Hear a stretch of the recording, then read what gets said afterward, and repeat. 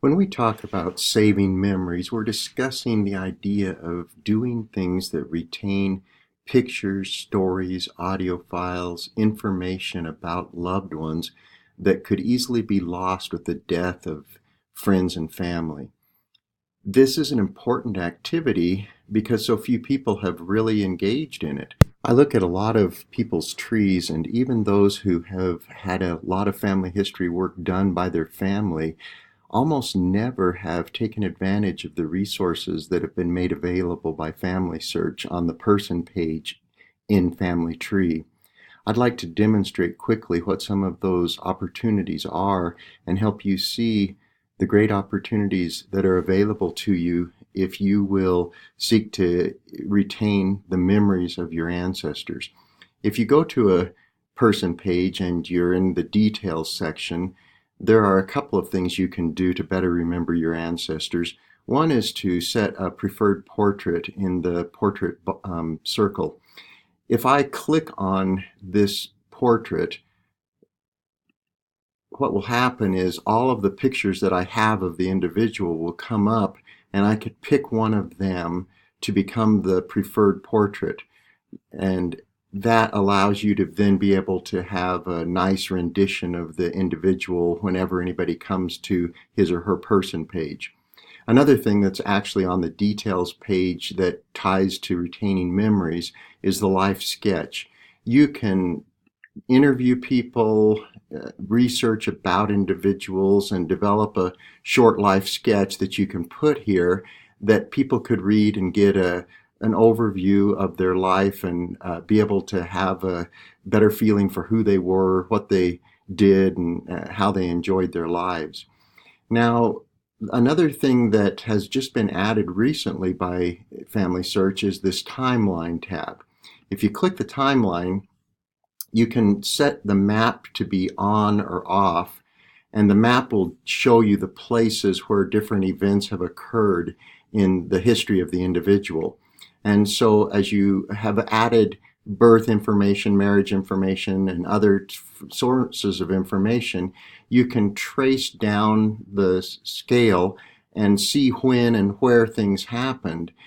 You can notice that I added in an occupation here. And if you want to add anything, you can just click the add, and different opportunities of things that you could put in will appear. You could put in if they had military service and when they were made a captain or made a general or whatever. And those things will appear on the timeline. You can adjust that a little bit by clicking the show button and taking off where they lived or adding where they lived. And all of this allows you to get a better view of their life and the way things occurred, when and where they occurred. The most important place to manage memories is the Memory tab on a person page. If you go there, there are 4 opportunities that, again, many people have not availed themselves of. Scanning pictures, making them digital, and then adding them to FamilySearch is not a difficult process, one that you'll be able to learn to do quickly.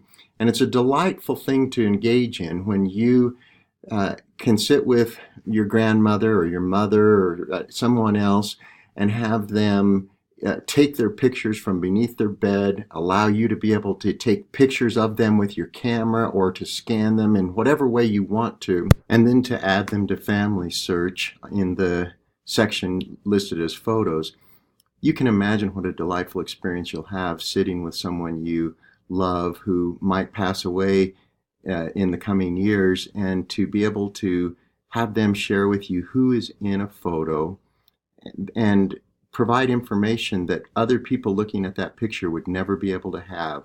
You'll notice on some of these that I have here, my mother has written down who's in it and when it occurred, and that was such a blessing to me because I didn't know a lot of the people that were in many of the photos that she shared with me.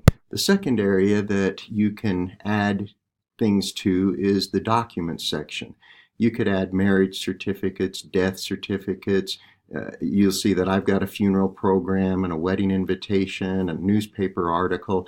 So these things can be added to enrich the understanding of people about the lives of loved ones that you have.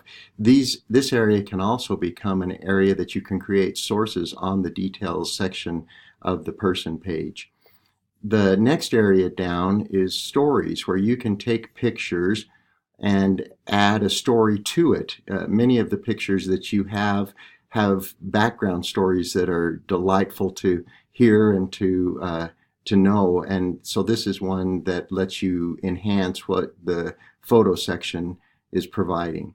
And then last, but certainly not least, is the audio section, where you're able to have your grandmother or whoever talk about sacred or special or important things in their lives. What were the jobs they had? What conversion experiences or spiritual experiences did they have? How did they fall in love? These are wonderful things to get in the actual voice of a given individual. And so you can imagine how much fun it is to interview your grandmother or somebody else and have them share that information in their own voice. As a quick example, this is the one my mother did about her and my father falling in love. You're going. Okay, this chapter is going to be on how Wayne and I met. I hope you can see the many hours of fun and important service that you can give to your family by adding photos, adding documents, adding stories, adding audio files, adding life sketches, adding preferred portraits, enhancing the timeline of your loved one. All of these are wonderful experiences to engage in, and they will edify you and your family.